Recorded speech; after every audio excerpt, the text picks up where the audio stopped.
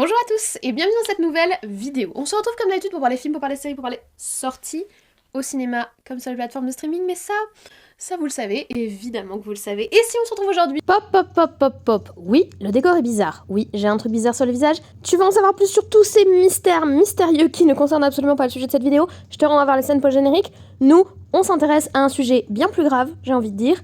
Retour à la vidéo. Si on se retrouve aujourd'hui, c'est pour parler d'un désastre annoncé. Un désastre annoncé, puisque on va voir si c'est le cas ou pas. Finalement, on va parler du dernier film du Spider-Man Sonyverse sans Spider-Man, avec les méchants de Spider-Man qui ne sont pas méchants, mais qui ne sont pas tous des méchants d'ailleurs, puisque cette fois-ci on ne parle pas d'un méchant. Il est très difficile à présenter cet univers. Bref, on va parler du dernier film de Sony dans l'univers de Spider-Man, c'est le film Madame Web. C'est un film qui fait parler de lui depuis que le projet est né, qui a beaucoup fait parler de lui ces dernières semaines sur les réseaux sociaux, parce que il a eu une com un petit peu questionnable, on va dire. J'en ai d'ailleurs beaucoup parlé sur mon Twitter, n'hésitez pas à me suivre là-bas. J'y parle surtout d'Active Cinéma, vous pouvez me suivre sur Instagram, mais là c'est plus la vie quotidienne. Mais en tout cas, j'avais beaucoup parlé de la com du film sur mon Twitter, on avait un petit peu suivi les différentes annonces et comment ils vendaient leur film, avec une attente quelque peu fébrile quant à mesurer est-ce que ça allait être mieux que les précédents. C'est toute la question à laquelle on va répondre aujourd'hui dans cette vidéo. Servez-vous un grand verre d'eau, un café, la boisson de votre choix, installez-vous confortablement pour qu'on discute ensemble de ce désastre annoncé. N'oubliez pas le petit like et le petit commentaire qui font plaisir, qui soutiennent la vidéo et la chaîne, et nous on se retrouve après le générique.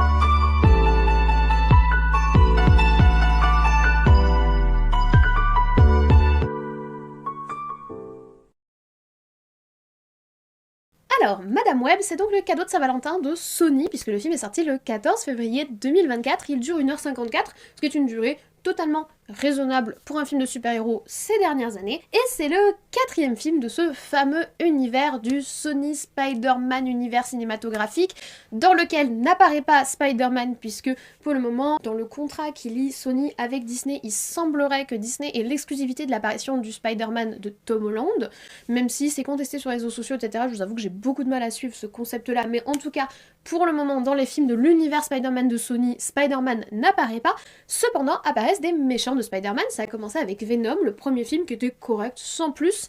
Le second Venom, que lui je n'avais pas du tout apprécié, vous avez une vidéo sur la chaîne dessus. Dernièrement, le film Morbius, qui avait été lui-même déjà un désastre. Va-t-on faire pire, va-t-on faire mieux? C'est là toute la question, mais vous avez également une vidéo sur la chaîne sur Morbius qui m'avait beaucoup crispé comme film, beaucoup énervé, parce que il y avait vraiment un gâchis de concept pour un personnage qui était relativement intéressant et pour un casting qui était plutôt stylé. Et dites-vous bien qu'on retrouve un petit peu le même principe sur ce film Madame Web. On a un casting qui est plutôt pas mal, on retrouve en tête d'affiche Dakota Johnson. Alors Dakota Johnson, elle a pas une filmographie exceptionnelle puisqu'elle s'est fait connaître par les films 50 nuances degrés qui sont pas forcément... qui ont connu un certain succès, déjà par le succès littéraire de la saga et ensuite par son adaptation cinématographique. Moi j'ai vu que le premier, je me suis pas imposé les autres, c'est pas du tout mon style de cinéma, mais je trouvais que l'acting etc c'était quand même pas exceptionnel, mais elle s'est fait connaître à travers ces films là, donc elle a commencé sa carrière de façon un petit peu bancale on peut dire, mais on a aussi pu la voir dans des films comme Célibataire, Mode d'emploi ou encore plus récemment dans le film Persuasion, que je n'ai pas vu non plus. En tout cas je l'ai trouvé hilarante dans la campagne de communication autour du film Madame Web, parce qu'elle en avait juste rien à faire et qu'elle répondait avec la plus profonde honnêteté et le plus grand désintérêt pour son film, ce qui est questionnable au niveau communication, mais ce qui était franchement assez drôle à suivre dans les quelques jours qui ont précédé la sortie du film. À ses côtés, on a Sydney Sweeney qui s'est fait connaître par la série Euphoria, je l'ai pas vue, mais c'est une série qui est plébiscitée par la critique. Moi c'est pas de thématique qui m'intéresse, la série m'attire pas du tout, mais c'est cette série qui va vraiment propulser sa carrière, qui l'a vraiment mise en avant. On l'a également vu l'année dernière dans un film qui lui m'intéresse, qui est le film Réalité.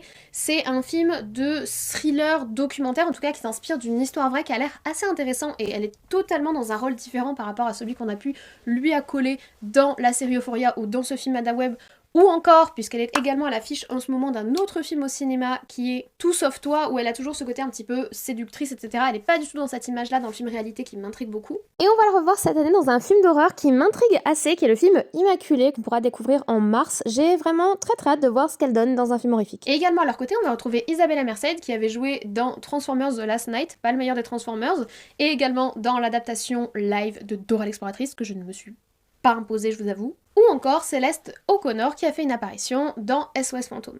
Le remake récent de 2021, puis le second en 2024. Ce casting, ce quatuor, c'est vraiment la tête d'affiche du film et c'est le principal argument marketing pour ce film, comme c'était le cas, comme je l'ai dit, pour Morbius, où là on était sur un casting principalement masculin. Cette fois-ci, on est sur un casting quasi exclusivement féminin et c'est lui qui porte vraiment toute la communication du film, tout simplement parce que l'héroïne qui est adaptée dans le film est globalement assez inconnue. Car que nous propose le film? Il nous propose de suivre une héroïne qui s'appelle Madame Web, Cassandra Webb de son vrai prénom, qui est tiré comme la majorité des super-héros que l'on voit au cinéma des comics, cette fois-ci les comics Marvel. Elle appartient à l'univers de Spider-Man et elle est apparue autour des années 1980.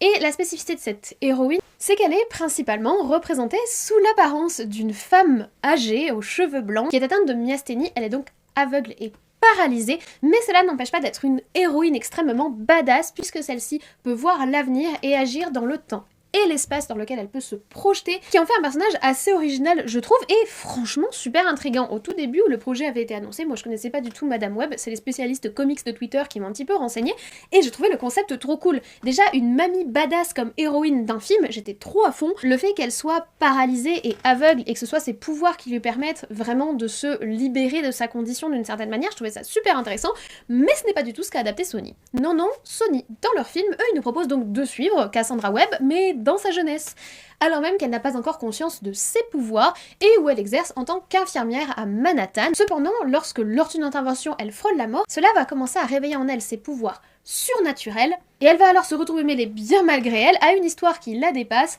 entre un méchant qui essaye de tuer 3 jeunes adolescentes et elle qui a vu les meurtres en avance et qui fait le choix de sauver ces 3 jeunes filles.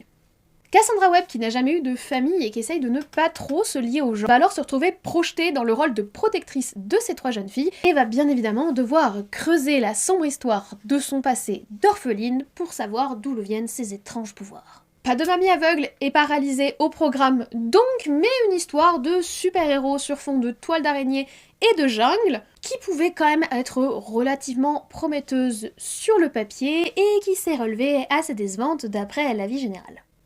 Mais on n'est pas là pour parler de la vie générale, mais bien du mien, très subjectif et personnel, et pour vous donner mon avis, comme vous le savez, j'aime bien commencer en vous parlant de la forme du film, des effets spéciaux, des décors, etc. Donc on est parti. Le premier point que j'aimerais aborder, c'est que je pense que la personne qui a réalisé ce film, qui s'appelle J.R. Clarkson, qui est une femme dont c'est le 3e projet, elle a d'abord travaillé sur la série Mistress, ensuite elle a réalisé un film qui s'appelle Toast, mais ce sont 2 projets que je ne connais pas du tout. Je pense que cette femme est fan de Michael Bay. Mais qu'elle n'arrive pas à faire ça aussi bien que lui. Parce que franchement, entre le fait qu'on retrouve la même esthétique que son film Ambulance, enfin une ambulancière qui traverse la Manhattan en faisant des jumps et en zigzagant, etc., c'est quasiment la même esthétique que le film Ambulance de Michael Bay, et le fait que le film est surcuté à mort et que la caméra arrête pas de bouger comme ça, on a vraiment l'impression que cette dame a essayé de s'inspirer du style de Michael Bay sans y réussir, parce que le style de Michael Bay, déjà c'est un style très particulier que tout le monde n'aime pas, mais la spécificité de son travail, c'est qu'il excelle dans ce qu'il fait.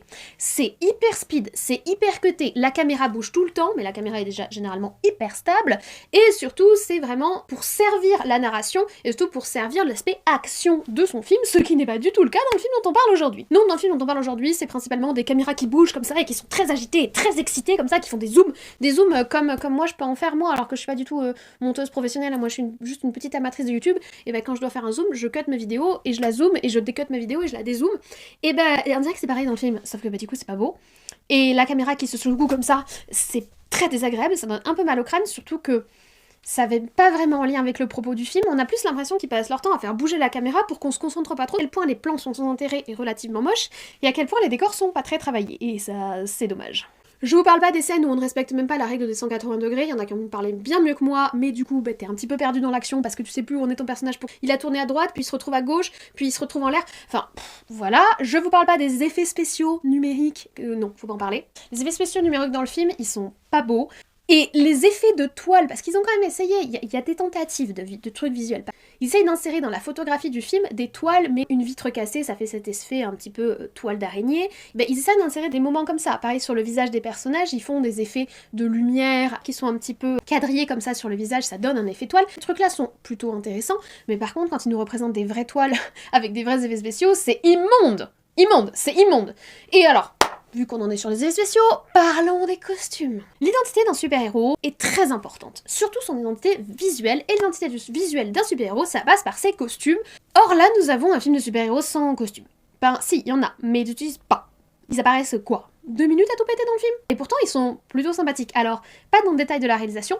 Dans le design global, oui, ils sont plutôt sympathiques, pour les rares moments où on les voit. Et d'ailleurs, ils nous les ont survendus dans la bande-annonce, alors que, en fait, c'est pas du tout le sujet. Ces personnages-là qu'on nous a vendus dans la BA et qu'on nous a vendus comme faisant partie de l'histoire n'en font absolument pas partie. Mais en soi, ça n'a rien d'exceptionnel pour un costume Spider-Man. On a déjà vu ça avec les différentes versions de Spider-Man qu'on a eues. On retrouve des clins d'œil au Spider-Suit de Tom Holland d'ailleurs, avec les espèces de grosses pattes d'araignée, etc. Mais c'est plutôt sympathique. Les trois personnages tels qu'ils ont été designés sont plutôt sympathiques. Mais déjà, on ne les voit pas. Et en plus, les rares moments où il y a des zooms sur ces costumes, waouh, on voit que c'est pas à la hauteur. Sur la fin, on voit un zoom sur une main là qui fait comme ça.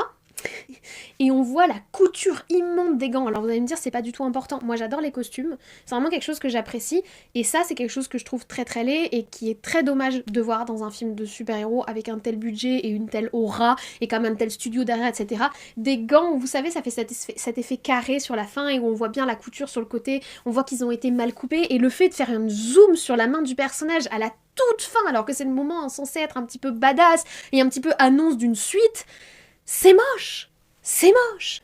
Les designs de base sont plutôt sympathiques, mais par contre, ils n'ont pas du tout abouti leur concept, et ils l'utilisent même pas dans le film! Pourquoi? Je ne comprends pas. Et alors, si on parle des costumes, en dehors des costumes de super-héros, faut qu'on parle de comment ils ont habillé leurs personnages. Bon, le personnage de Madame Web, incarné par Dakota Johnson, ça va, oui, elle a un style vestimentaire noir et rouge, histoire de rappeler l'araignée, mais certes, c'est pas original, mais c'est pas désastreux. Par contre, les trois adolescentes, je sais pas pourquoi, ils les ont habillées à moitié nues. Ouais. Le film se passe dans les années 2000 et je crois qu'ils ont une vision très bizarre de comment étaient habillés les gens dans les années 2000 et surtout les adolescentes de 15-16 ans dans les années 2000. Moi, dans les années 2000, j'étais ado et je peux vous confirmer qu'absolument personne s'habillait comme ça, même à Manhattan. Peut-être 2 personnes et c'est tout. Et c'était les jumelles Olsen et c'était des stars de la télé qui étaient hyper sexualisées par les tabloïds à l'époque. Donc je sais pas ce qu'ils ont fumé lorsqu'ils ont choisi comment habiller leurs adolescentes dans le film. Alors heureusement ou pas heureusement d'ailleurs, elles sont incarnées en fait par des femmes qui sont adultes dans la vraie vie et qui ont bien la vingtaine, donc ils ont sexualisé des actrices qui ont la vingtaine, mais bon, dans l'histoire, c'est quand même des ados. Déjà, tu te dis, bon, dans la définition de personnage, dans la définition de costume, il y a un truc qui s'est pas bien passé, ils se sont pas compris. Ou alors ils ont une vision, ils pensent que tout le monde s'habillait comme les Pussycat Dolls dans les années 2000. Théorie, peut-être. Mais en plus, ils insistent. Il y a un moment où elles sont en train de danser sur une table devant des garçons et ils ont noué la chemise de l'autre pour qu'elle soit plus sexy alors qu'elle a déjà une jupe qui lui couvre à peine les fesses. Et je compte même pas le nombre de plans d'ailleurs qui sont orientés vers le bas de sa jupe. Vous êtes sûr que le film n'a pas été réalisé par Michael Bay? Genre Michael Bay qui savait plus tenir une caméra, mais Michael Bay quand même, parce qu'on retrouve les mêmes problèmes que dans les premiers Transformers par exemple. C'est pas bien. Non, bah non, bah non. Non, bah non, non, non. Donc, je récapitule, au niveau des costumes, nous avons des costumes de super-héros avec une idée, mais mal réalisée, qu'on ne voit même pas, et le reste du temps, nous avons des adolescentes pas beaucoup habillées, et qui en plus ont des clichés très sexualisants de l'adolescente. On a la petite adolescente aux chaussettes hautes et à la mini-jupe, on a l'adolescente un peu rebelle qui fait du skate, et on a l'adolescente un petit peu... j'ai envie de dire la bonne élève, mais qui a du caractère et qui est bonne en maths et qui a d'ailleurs un t-shirt très court sur lequel il est écrit « J'adore les maths ». Enfin, je mange des maths au petit déjeuner ou un truc comme ça. Enfin, tu peux pas faire que plus cliché ambulant que les clichés ambulants qui nous ont définis visuellement pour ces personnages.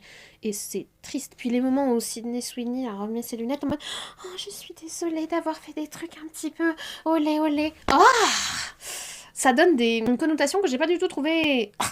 Voilà. Mais continuons, nous allons parler des costumes, nous allons parler de la caméra excitée du bocal. Terminons sur les décors. Alors le film se passe à Manhattan, on retrouve comme décor iconique de Manhattan la fameuse gare centrale de New York, mais c'est tout.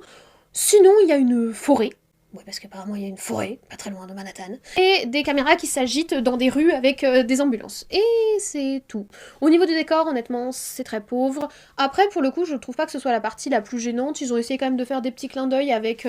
il y a une affiche à un moment d'un album de Beyoncé, parce que c'est les années 2000, et dans les années 2000, qu'est-ce qu'il y avait dans les rues? Cet album de Beyoncé qui a dû sortir en 2003 ou en 2005, au moment où se passe le film. Donc il y a quand même des petits clins d'œil sur l'ambiance années 2000 à New York. Il y a des clins d'œil musicaux aussi dans tout un passage où ils insistent bien, beaucoup, énormément sur une musique de Britney Spears, pour bien montrer qu'on est dans les années 2000 et bien faire fonctionner la nostalgie. Bon, ça c'est un peu lourdingue, mais bon, honnêtement c'est pas le pire du film. Le pire au niveau de la forme, c'est cette caméra qui arrête pas de se secouer dans tous les sens et qui te donne la migraine, et cette hyper-sexualisation de personnages qui sont des figures d'adolescentes, et c'est très, très, très cringe. Mais des trucs cringe, il y en a pas que dans la forme du film. Il y en a aussi sur le fond, et on va passer à ce sujet-là parce que vous allez voir que finalement on va un petit peu retomber sur nos pattes puisqu'on va parler du TGCM. Vous connaissez le TGCM si vous me suivez sur la chaîne, c'est le Ta gueule, c'est magique, qui, je ne sais pas pourquoi, depuis quelques années, est devenu le grand mantra des films de super-héros. Alors je vais pas dire que j'avais des attentes, j'avais aucune attente sur ce film, mais ce à quoi on pouvait s'attendre à minima, c'est que le film nous présente quand même 4 héroïnes. En tout cas, c'était ce que le film annonçait de base.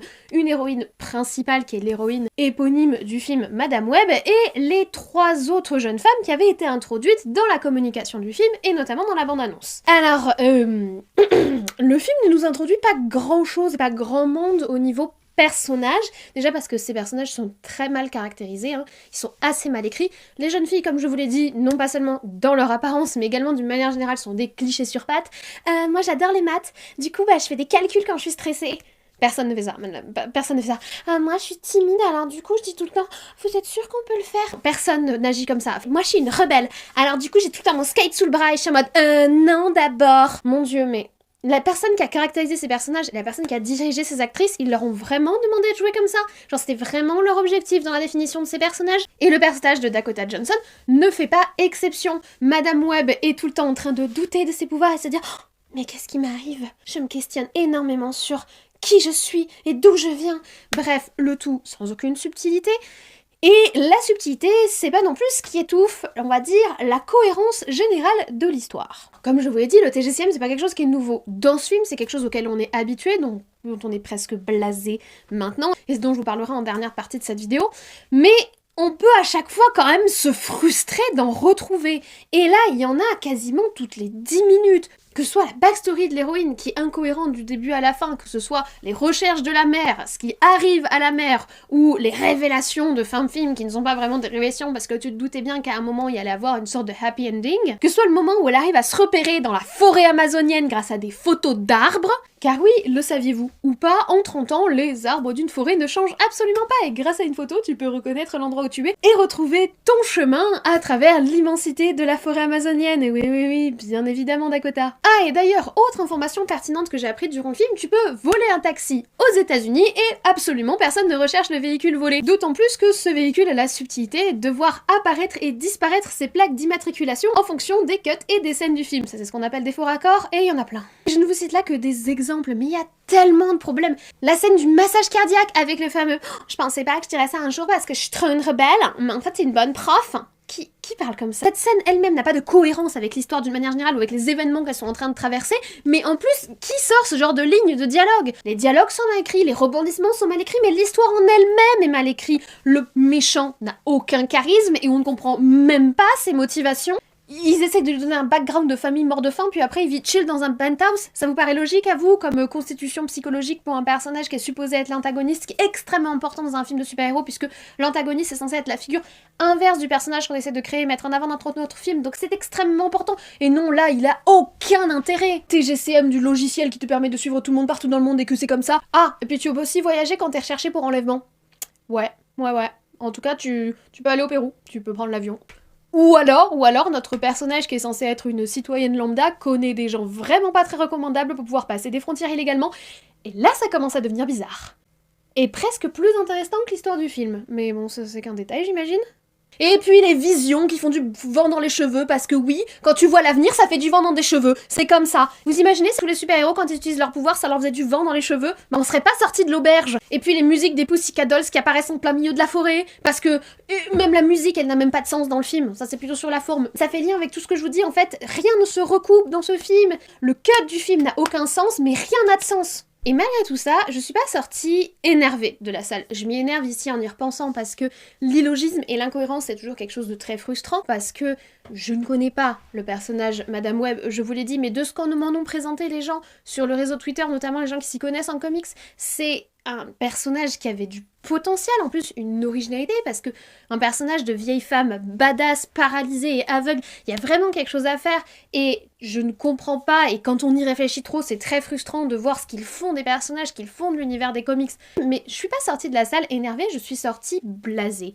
Et c'est surtout ça qui m'a posé question, plus que le film en lui-même, parce que j'avais trop de questions pour les réponses qu'il pourrait me fournir, puisque à mon avis, ils n'ont même pas de réponse à me fournir concernant les nombreuses incohérences que j'ai soulevées, et les nombreuses incohérences que j'ai pas soulevées, mais qui existent quand même, ne serait-ce que la fin du méchant, enfin bref, ils n'ont pas de réponse à me fournir pour tous ces questionnements-là. Plus que ça, ce qui m'a questionné, c'était mon propre aspect blasé quand je suis sortie de la salle.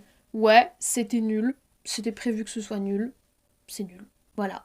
Et en fait, l'habituation que du coup, maintenant j'ai de ce genre de films qui sont objectivement... Pour le coup, je dis toujours que mon avis n'est pas objectif parce que ce n'est qu'un avis, mais je pense que objectivement, quand on regarde cette œuvre, elle n'est pas réussie parce qu'il y a trop d'incohérences, parce qu'il y a trop de ratés stylistiques, il y a trop de ratés au niveau de la photographie, parce que le moment où les musiques sont envoyées, ça va pas, etc. Ce film est objectivement de mauvaise qualité, de mauvaise facture, et la question qui se pose à ce moment-là, c'est pourquoi, quel intérêt on a de sortir et de continuer à sortir, parce que c'est pas le premier, des films de si mauvaise facture. Ce questionnement m'a poussé à forcément mettre plusieurs réponses en parallèle, parce qu'il y a plusieurs réponses qui sont fournies à ce genre de questions.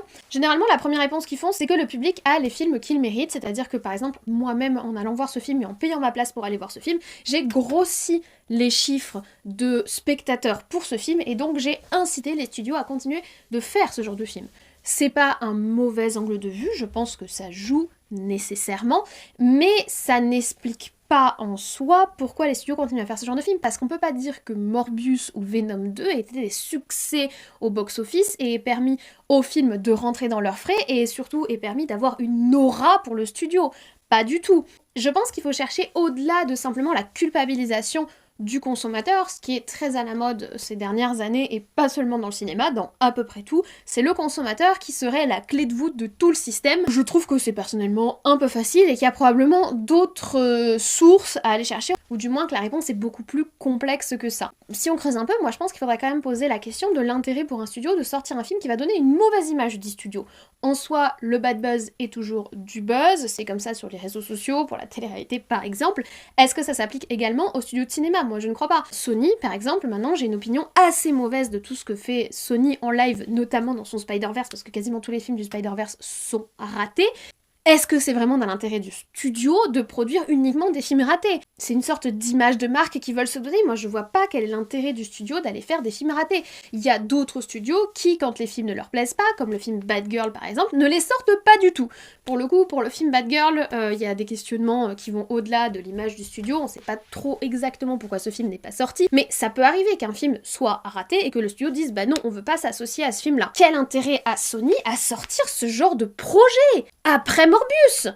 En soi, on peut se dire, t'as un Joker, tu sors un film qui est très mauvais, tu te dis, bah ça va quand même passer, ça va quand même marcher. En fait, ça ne marche pas. Les retours de Morbius étaient quand même assez désastreux, que ce soit les retours critiques ou les retours publics. C'est un film qui est extrêmement mal noté, qui est assez mal vu en général, et qui est, je trouve, moins pire que celui-ci. Quel intérêt un studio a à continuer dans cette ligne-là ? Quel intérêt on a à produire du médiocre, voire de l'archi-médiocre ? C'est pas des films qui sont particulièrement moins coûteux à la production que d'autres, parce qu'on pourrait se dire, si on produit à la chaîne des films peu coûteux et qui nous font rentrer vaguement dans notre frais, ça fait une sorte de cycle qui se tient à peu près, mais là ce sont quand même des films qui sont quand même très coûteux. Quel intérêt un studio a à continuer de produire ce genre de projet ? Quel est le but ? Moi c'est plus ça qui m'a questionné en sortant de la salle que de la crispation vis-à-vis des gens qui ont produit ce film. Dakota Johnson elle-même s'est moquée du film durant toute la com du film. Alors, moi, pour le coup, j'ai trouvé ça plutôt fun de sa part, même si ça m'étonne qu'elle ait le droit. Les acteurs ont un contrat où la communication du film fait partie du contrat. Le fait qu'elle lui ait donné autant de liberté pour avoir un angle de communication assez étrange, qui est un angle de communication de descendre son propre film. L'image que ça donne, c'est vraiment désastreux en soi. Ça sauve son image de marque à elle, je trouve, mais pas celle du film. Quel est l'intérêt ? Pourquoi ? Et moi, je pense que c'est trop simple de simplement culpabiliser le consommateur, culpabiliser la personne qui a pris une place pour aller voir ce film, qui sont finalement pas si nombreuses que ça. Oui, quand on a la déformation des réseaux sociaux et qu'on suit que des influenceurs cinéma, par exemple, et ben les influenceurs cinéma, ça fait un petit peu partie de leur marque d'aller voir des films. Moi, je suis des influenceurs cinéma qui sont allés voir plein de films qui défoncent parce que ça fait partie un petit peu de leur fonds de commerce, même sur ma chaîne. On m'a posé la question sur Instagram, d'ailleurs, il y a quelques jours, sur pourquoi je comptais aller voir ce film. Et moi, Ulysse, on en profite pour répondre à cette question. Pourquoi aller voir Madame Web ? Alors déjà, je comptais aller le voir, c'est ce qu'on appelle la curiosité morbide. C'est-à-dire que même si je m'attends à ce que le film soit mauvais, j'ai quand même envie de savoir. Petit 2, parce que j'aime pas me référer aux avis des autres pour me faire un avis sur une œuvre. Un pépé, il est trop mignon. Donc je préfère me faire mon propre avis, c'est ce que je fais très souvent sur beaucoup de choses. Et petit 3, parce que beaucoup d'entre vous m'ont demandé de partager mon avis sur le film. Donc je me suis dit que ce serait sympa de faire une vidéo dessus. Sauf que je risque pas de faire une vidéo sur un film que j'ai pas vu, c'est pas mon style. Donc voilà les 3 raisons qui me pousseront à aller voir le film. Et j'ai répondu sincèrement. Il y a également l'aspect où je me dis je vais peut-être pouvoir faire une vidéo sur la chaîne dessus et je vais avoir envie d'en parler et ça va permettre de créer de l'échange, etc. Les influenceurs que vous suivez sur les réseaux sociaux, ils vont avoir un prisme déformant par rapport à ce genre de film, mais je suis pas sûre que le film ait attiré tant de spectateurs que ça. Culpabiliser le consommateur, ça y joue peut-être pour un peu, mais c'est pas le seul élément, et la réponse est je pense beaucoup plus complexe sur pourquoi ces films continuent à sortir, et moi j'aimerais savoir pourquoi, quel intérêt on a de sortir des choses aussi mauvaises et aussi peu abouties, quel intérêt on a en tant que réal, J.S. Clarkson qui a sorti ce film, quel intérêt elle a, elle en tant que réalisatrice, de sortir ça alors que objectivement une personne qui regarde quelques films dans sa vie est capable de dire que ce film est à tout le moins médiocre. Quel intérêt elle a, elle, en tant que réalisateur, quel intérêt a le studio Sony pour son image et pour sa brand et pour lui-même de sortir ce film.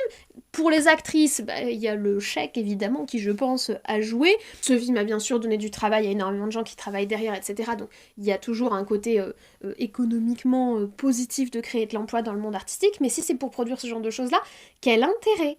Moi, vraiment, je me questionne. Et c'est pour ça que, en sortant du film, j'étais plutôt blasée qu'autre chose. Blasée parce que c'est un schéma qui se répète, et on s'énerve au début parce que c'est incohérent et que c'est une surprise, une mauvaise surprise. Mais là, c'est pas une mauvaise surprise, on s'y attendait. C'est mauvais, c'est loin d'être le premier, et je pense malheureusement que c'est loin d'être le dernier. Mais reste la question, quel est l'intérêt de sortir ce film? À quoi sert-il? Qu'apporte-t-il au schmilblick? Qu'apporte-t-il au studio? Qu'apporte-t-il à l'industrie? Qu'apporte-t-il à l'image des actrices, à part évidemment de leur donner un chèque pour leur travail? Quel a été l'intérêt artistique et économique de créer cette œuvre cinématographique? C'est plus ça qui m'a questionné en sortant de la salle que me demander ce que j'avais vu, parce qu'honnêtement, je suis pas sûre que qui que ce soit puisse répondre à la question « Mon Dieu, mais qu'est-ce que j'ai vu ?»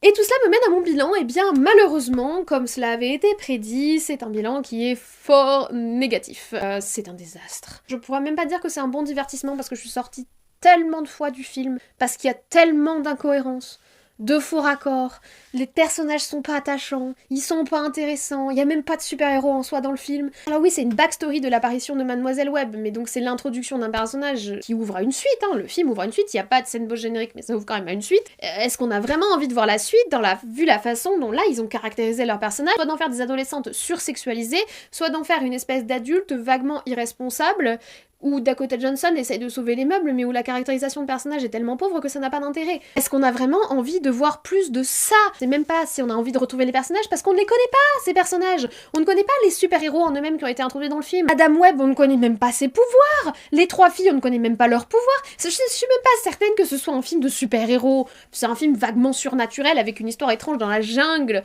et un peuple pas trop respecté. Mais c'est tout. Je comprends pas l'intérêt de ce film. Vraiment, mon bilan, c'est je ne comprends pas l'intérêt de ce film. Pourquoi? Pourquoi ce film existe? Pourquoi existe-t-il? Vraiment. Pourquoi est-il là? À quoi sers-tu? quel est ton objectif? Quel est le sens de la vie, là? J'ai envie de dire 42, voilà, j'ai envie de dire, je sais pas. Donc mon bilan, c'est un désastre comme prévu, et c'est un désastre qui ouvre à des questionnements que l'on avait déjà, et qui s'affermissent une fois encore avec cette énième TGCM-itude super-héroïque, qui est... Quel est l'intérêt de l'existence de ces films? Autant pour certains films comme Thor 4 par exemple, il y a un côté ouais, faire un film lolilol, le fun, c'est la blagounette, ouh, l'humour. Bref, pour des trucs comme She-Hulk, apparemment c'était féministe. Bon, moi je suis pas d'accord, mais apparemment il y avait ouais, tenir un propos féministe, la femme forte, elle est verte, tout ça, ouh. Là, sur ce film-là, je suis même pas capable de vous dire ce qu'il y a derrière. C'est pas féministe, c'est sûr que c'est non. C'est hyper sexuel, c'est hyper cliché, c'est cringe par moments. Ça n'a pas d'intérêt, ça ne se tient pas, c'est incohérent, ça ne sert à rien dans l'histoire, ça n'apporte rien au schmilblick, on n'introduit même pas les super-héros. Je ne sais pas. Du coup, est-ce que je vous recommande le film? Absolument pas. Pas en salle. Si vous avez la curiosité morbide comme moi de le découvrir, il n'y a pas d'urgence à les découvrir en salle, voilà. Sauf bien sûr si vous avez la carte illimitée, dans ce cas-là, vous pouvez... En gros, le film ne vous coûte pas vraiment, c'est dans votre forfait, et si vous déboursez pas pour aller voir le film, pourquoi pas, faites-vous cette petite curiosité morbide. Si vous n'avez pas d'impératif à aller voir ce film, franchement, il apporte rien. Mesurez le désastre une fois qu'il sera disponible sur les plateformes de streaming. Voilà. Je pense que c'est un bon compromis. Ou ne mesurez jamais le désastre et franchement, vous vous en porterez très bien, croyez-moi. Voilà, je vous remercie d'avoir regardé cette vidéo sur Madame Web jusqu'au bout. J'espère qu'elle vous a plu. En tout cas, moi, j'ai plus apprécié la tournée avec vous que d'aller voir le film. J'ai passé un meilleur moment devant ma caméra toute seule à discuter avec les personnes imaginaires que j'imagine être vous que en salle, donc c'est dire.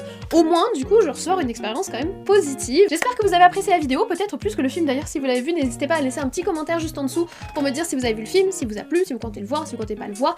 Dites-moi ce que vous pensez de ma petite réflexion autour de la culpabilisation du consommateur, etc. Je suis vraiment intéressante d'avoir votre avis là-dessus. N'hésitez pas également à mettre un petit like pour me soutenir, pour aider au référencement de la vidéo, ça fait super plaisir. Et si vous n'êtes pas encore abonné et que vous souhaitez voir d'autres vidéos de ce style, bah, c'est juste en dessous, c'est gratuit, ça fait plaisir, et en plus ça vous permettra de voir les anciennes vidéos, si vous les avez jamais vues, et les prochaines, surtout si vous activez la cloche. Moi je ne vous embête pas plus, je vous souhaite dès à présent une très bonne journée, une très bonne semaine, de très bons visionnage. Peut-être, Madame Web, je sais pas pourquoi, vous iriez le voir, mais pour des raisons qui vous sont probablement personnelles et peut-être équivalentes aux miennes, donc bon courage. En attendant, prenez soin de vous, moi je vais essayer d'en faire de même, et nous on se dit, comme toujours, à très vite.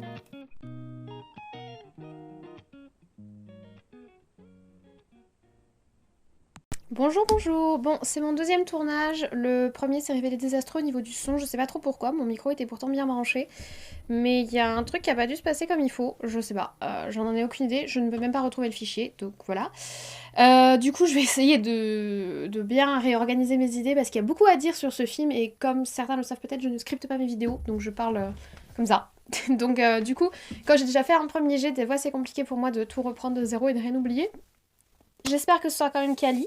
Autre point, oui j'ai le visage balafré, je sais. Si vous me suivez sur TikTok ou sur Insta, vous savez que j'ai hésité à filmer la vidéo parce que j'ai une grosse crise d'eczéma qui prend tout le côté du visage et surtout au niveau du nez là, vous voyez. Heureusement Marie, merci beaucoup à Marie, est venue me donner des conseils, elle a des problèmes d'eczéma également et elle est esthéticienne, du coup elle m'a dit que je pouvais couvrir certaines zones avec du fond de teint, je pense que du coup ça fait moins rouge de ce côté là. Bon par contre les zones qui sont très abîmées ici, je me les suis arrachées en me mouchant, ça faisait très mal, sachez-le. Du coup, là, voilà, mon nez sera comme ça. C'est bien parce que ça donne un côté, comment s'est-elle fait ça? Peut-être s'est-elle arraché la peau du visage en allant voir à Madame Web? Non. Mais, ça aurait pu. Mais bon, en tout cas, j'ai hésité à filmer. Si jamais vous posez la question et que vous regardez la scène post-générique, vous comprendrez pourquoi ceci. Ça arrive, hein, c'est des choses qui arrivent, c'est le stress, la fatigue, tout ça, blablabla. Bref. C'est pas pour ça qu'on est là pour parler de Madame Web, une deuxième fois pour moi, une première fois pour vous, et de ce film qui était un désastre annoncé, et que je suis quand même allée voir, bout à moi, j'ai soutenu les méchants studios en donnant une place de cinéma qu'en plus j'ai payé parce que j'ai pas pu aller dans mon cinéma habituel, donc je pouvais pas utiliser ma carte, je suis désolée je déplace mon truc en même temps, je pouvais pas utiliser ma carte illimitée, donc bout à moi, mais ça permet de faire une petite vidéo dessus avec vous, voilà. Donc, on est parti, j'ai mon eau, qui est du coup déjà descendu de ma première vidéo. Mais il faut penser à s'hydrater dans la vie. Peut-être que ça va réduire mes problèmes de nez, ou mes problèmes de stress, ou mes problèmes d'énervement. Mais peut-être pas, je ne sais pas. Du coup, je suis très énervée pour le film. Parce que j'en ai déjà parlé. C'est n'importe quoi. Bon, bref. On est parti. Ah oui, décor de vacances. Je suis pas chez moi, je suis chez ma maman. J'ai pris mon matos. Regardez comme c'est cool ça. C'est moi qui l'ai monté, on me l'a offert à Noël. C'est très cool et ça s'allume. Je sais pas si vous verrez que ça s'allume. Haha, c'est très stylé. Et on est parti. De Saint-Valentin du Sony Spider-Man Cinematic Verse. Sur quel plan les plans... Sur laquelle... Du coup, je suis allée dans un petit cinéma du coin, qui est le seul cinéma du coin d'ailleurs, à des kilomètres à la ronde.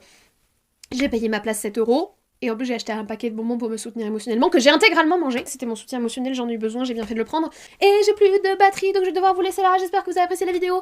J'espère que vous avez apprécié les scènes post-génériques, même s'il n'y en a pas beaucoup. J'espère que tout ça, faut que je boive de l'eau. J'ai 1% de batterie, donc j'ai quand même le temps de vous dire que c'était cool de filmer la vidéo, plus que de voir le film. Ça, je voulais dire en conclusion, mais c'est vrai. Et encore, j'ai pas ragé sur tout, et j'ai essayé quand même de rapporter... de plus vous parler de ce débat intérieur que j'ai eu sur le rapport au film, le rapport du consommateur au film, que purement et simplement sur l'existence du film. Je pense qu'il y a beaucoup de gens qui ont dit des choses peut-être plus intéressantes que moi sur la simple et pure existence de ce film et la simple et pure raison de le voir ou de le pas voir et de sa nullité, parce qu'il est nul, voilà, on le savait, tout le monde le savait, on le savait même l'avoir vu. Quand même toujours bien me faire mon propre avis, mais je savais quand même avant d'aller le voir que ça allait être pas ouf, et c'était pas ouf, donc j'ai pas été surpris. Bon, je conclue son micro parce que mon téléphone m'a lâché et qu'il y a... il est en charge, du coup je peux pas brancher à la fois ma charge et mon micro, pour quand même vous dire merci d'avoir regardé ces scènes post-génériques, et ciao.